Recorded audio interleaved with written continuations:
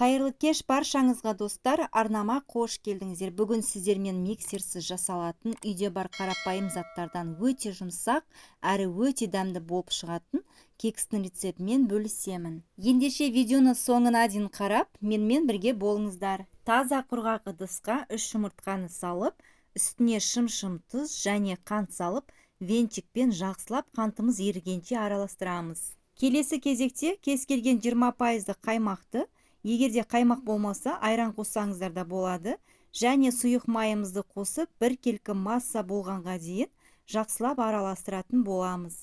Сұйық массамыздың үстіне ұнды електен өткізіп, 2 бөліп қосамыз, және де разрыхлитель ванилин қосуды ұмытпаңыздар.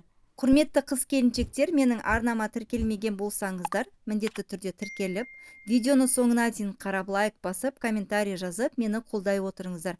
Алдағы уақытта мен сіздермен бұдан да керемет рецепттермен бөлісетін боламын. Мінеки кексіміздің қамыры дайын болды. Енді осыны арнайы кекстің ыдысына салып, алдын ала қызып тұрған 180-190 градус пеште 20-25 минут шамасында пісіріп алатын боламыз. Және де арасына кез келген начинканы пайдалансаңыздар болады.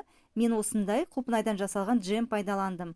Ал егерде сізде болмаған жағдайда ол міндетті емес. Кез келген шоколадты немесе вареный сгущенкада пайдалансаңыздар болады. Мінекей видеода көріп тұрғандарыңыздай, үстінен тағы да кішкене қамыр құйып шықтым.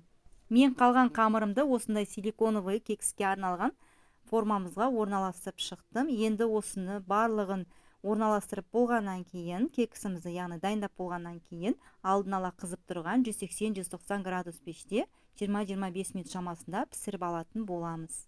Мінекей осымен кекстеріміз дайын. Мен сахарный пудра септім.